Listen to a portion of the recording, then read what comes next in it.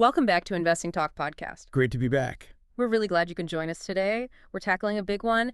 Is Comcast a good time to buy now? It's a question popping up a lot. It certainly is. We've sifted through quite a stack of recent reports, analyses, you name it, trying to pull out the key insights for you on this media and tech giant. It's a complex beast, definitely. Absolutely.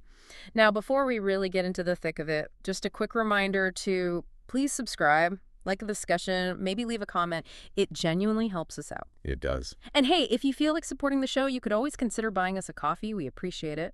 Oh, and importantly, if there's a specific company you'd like us to look into next time, please drop it in the comments below. We do read them. Yeah, we love getting those suggestions. Yeah. And it's a great question about Comcast today. Like I said, complex company, rapidly changing market, lots to unpack. So where do we start?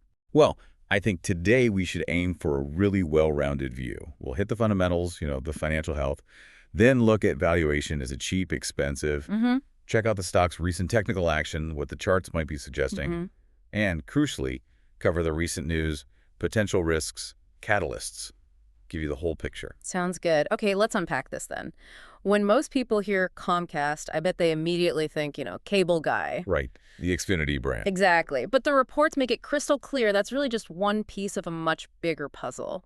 This company is seriously diversified, media, entertainment, theme parks. It's huge. It truly is a sprawling portfolio. So kicking off with the financials, give us the big picture from their latest results. Q2 2025, what were the main numbers? What did they really tell us? Okay, so for Q2 2025, total revenue landed at $30.3 billion. Now, that's up 2.1% compared to last year. 2%. Okay, not earth-shattering growth overall. Not overall, no. But here's where it gets interesting. That growth was really driven by one area, the content and experiences segment. That part was up 5.6%. Okay, And within that segment, theme parks just exploded. Yeah. Up an incredible 18.9%. Wow, nearly 19% just from theme parks. That's massive. What was behind that surge? Yeah, it's a huge number. And it was pretty much all down to the opening of Epic Universe back in May 2025. The new park. Right? Exactly. All the hype, the new attractions, it really shows their big bets on experiences are, paying off right now, big time. That's great for the entertainment side, but what about the other big piece, the connectivity side, the broadband, the cable TV? How did that do? Yeah, the connectivity and platform segment. Yeah. That was pretty much flat. Just a tiny 0.7% increase. Okay, so a real split story there. Fun times at the parks, but the core cable internet business is treading water. Pretty much sums it up. And you see that reflected in the profits, too. Even though they did a decent job controlling costs and programming, those were actually down almost 5% overall. Operating income still dropped, fell 9.7% to $6.0 billion. Ouch! Down nearly 10% on operating income, even with cutting some costs. So the theme park gains weren't enough to offset pressures elsewhere. What pushed total costs up? That's exactly it. Total costs rose 5.5% across the board. The reports point mostly to higher general and administrative costs, plus, they're still investing heavily in their network infrastructure technology upgrades. So spending money to make money, or at least maintain the network, but it squeezed the profits in the quarter. Right. It's that constant balancing act in such a diverse company. Got it. Now, I also saw something mentioned, a one-time Hulu gain. How significant was that for the Q2 numbers? Yes. Good catch. That's really important context. There was a significant one-time gain related to Hulu in Q2. It definitely boosted the bottom line for that quarter. So not something they can count on repeating. Exactly. It's non-recurring. It helped push the reported earnings per share, the EPS, up to $1.25, which actually beat the Wall Street estimate of $1.18. Okay, so an earnings beat, but with an asterisk next to it because of that one-off gain. Precisely. You need to mentally adjust for that when thinking about the ongoing earnings power. Still, beating estimates is usually seen positively. Fair enough. And stepping back from just the quarter, what about the overall financial health? The balance sheet. Are they solid enough to keep funding these big park expansions and content deals, or is debt a worry? Well, their debt levels are still pretty high, elevated, but stable compared to recent quarters. They do generate a lot of cash from operations, which is good, gives them firepower. What? But that high debt could limit how aggressive they can be with, say, major new acquisitions or massive share buybacks down the line. They have flexibility from the cash flow for things like theme parks and content investment, but managing that debt load is definitely something investors need to watch. Okay, makes sense. So let's shift gears to valuation. This is where things get really interesting for potential buyers, right?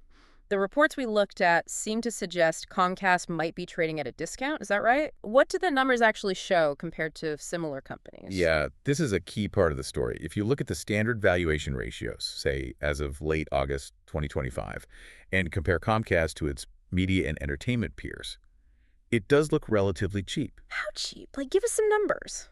Okay, so take the price-to-earnings ratio, the PE, based on the last 12 months of earnings. Comcast was trading around 11.8 times earnings. Okay, and the industry? The industry average was closer to 16.5. So, yeah, quite a bit lower. Interesting. What about other metrics? Same story. Pretty much. Price to sales, PS ratio. Comcast was at 1.51. The industry average more like 1.90. Price to book, PB Comcast at 1.86 versus the industry around 2.1. So across the board, it's trading cheaper than its peers. Correct. On all those main multiples, it screens as being on the value end of the spectrum. Now, the big question. Is it cheap for a reason? Is it actually undervalued, or is the market seeing risks that justify that lower price tag? That's the million-dollar question, isn't it? Yeah. Analyst models like discounted cash flow or DCF analyses do generally suggest it's modestly undervalued. You see targets maybe 10%, 18% higher than the current price, some clustering around, say, $39, $40 a share. Okay, so the analysts see some upside. They do. But that gap, that discount relative to peers, it reflects real market skepticism, mainly about those long-term trends in cable. Cord cutting isn't going away. Right. And there are also questions about, how effectively they can spend billions on content and streaming to compete with Netflix, Disney, and everyone else and actually get a good return on that investment. The market seems to be saying, show me the consistent growth first. So the discount reflects those ongoing worries about the traditional business and the execution risk on the new stuff. I think that's a fair summary, yeah. Okay, so given those challenges, what are they actually doing? What recent developments or strategic moves should we be aware of? I noticed, for instance, CIT Group added Comcast to some kind of positive catalyst watch list. Yeah, their 90-day positive catalyst watch.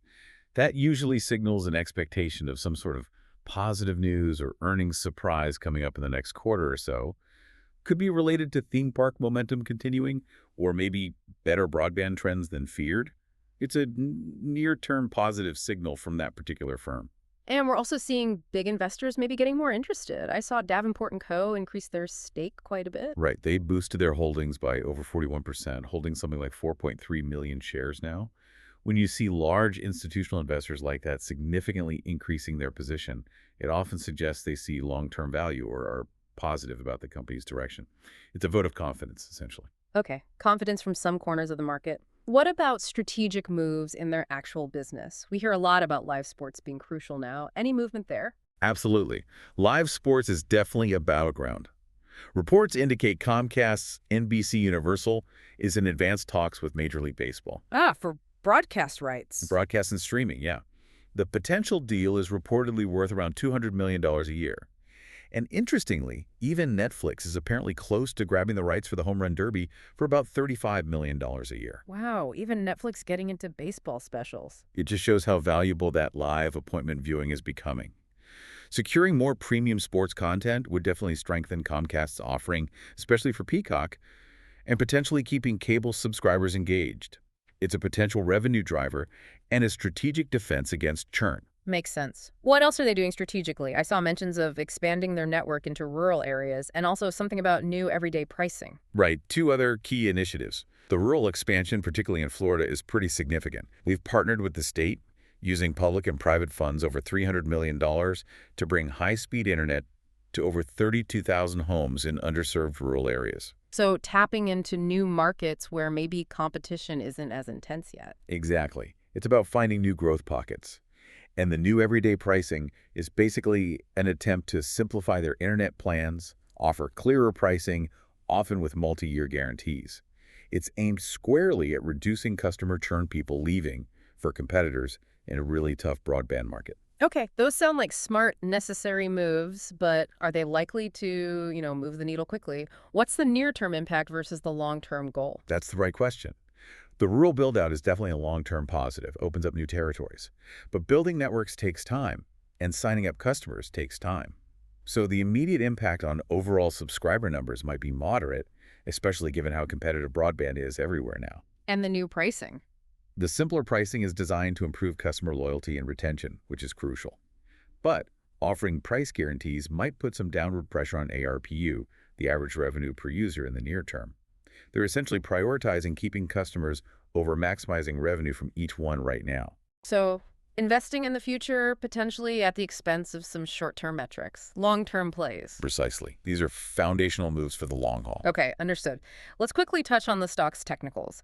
How has it been behaving recently on the charts? Any key levels to watch? Sure. As of late August, the stock's been kind of stuck in a range, mostly between $33 and $36 through August. Pretty tight. Yeah. You've got decent technical support down around the $32.56 to $33.3 area. If it breaks below that, that would be a concern for the bulls. On the upside, resistance seems to be around $36.50, maybe 37 cents. And the trend? Momentum? It's been mostly range-bound, as I said, but maybe with a slight upward tilt since the Q2 results, probably helped by that epic universe buzz.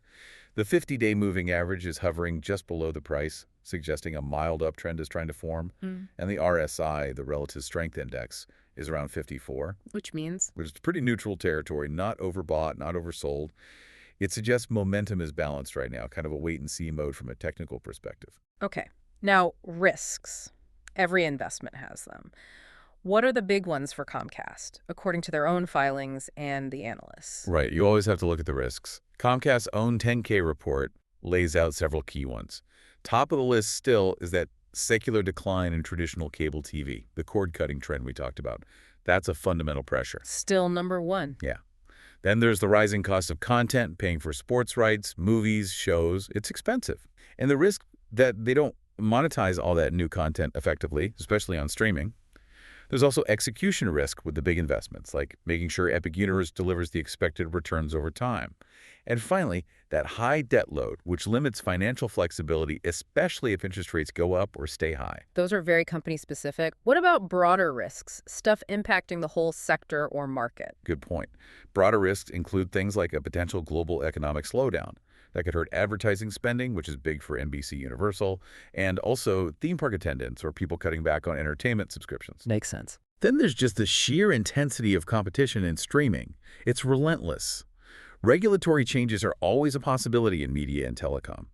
And, as mentioned, rising interest rates make that debt more burdensome for everyone in the sector carrying significant leverage, including Comcast. Okay, a lot to weigh there. So let's bring it all together. We've looked at the financials, the discount valuation, the strategic moves, the technicals, the risks.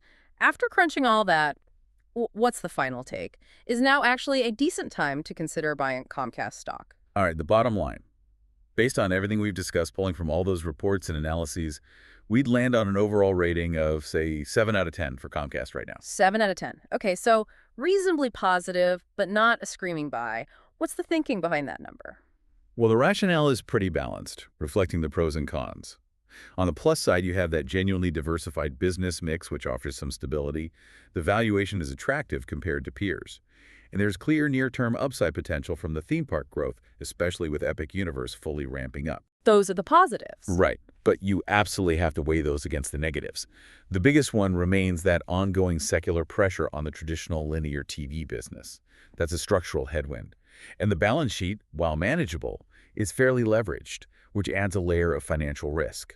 So a lot hinges on execution. Execution on. Execution on making those big investments pay off theme parks, content for Peacock, and managing their capital wisely, paying down debt when possible. That's critical. So who is the stock best suited for then? Is it a quick trade or more of a long-term hold? I'd say it's definitely better suited for a long-term approach. It's probably not going to be a high-flying momentum stock in the short term, although catalysts like strong park performance could provide boosts. But its current valuation and the diversification do give it some defensive characteristics.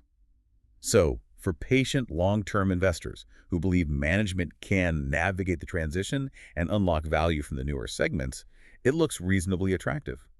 Meaningful outperformance likely depends on successfully executing that long-term growth plan and seeing the market eventually reward that success with a higher valuation multiple. It's about that long game and whether you believe they can successfully pivot while managing the decline in the older business. Exactly. It requires belief in that strategic execution over time. That's a great summary. Really brings it all together. So maybe a final thought for our listeners to chew on. As Comcast continues to navigate this really complex, shifting world of media and connectivity, How do you personally weigh the stability that comes from having all these different assets, parks, media, broadband, against that constant challenge of transforming the traditional cable core in the face of relentless disruption? It's a fascinating balancing act. It really is. A core question for any investor looking at this space. Well, thank you so much for walking us through all that. Really insightful. And thank you all for joining us today on Investing Talk podcast. We look forward to our next discussion.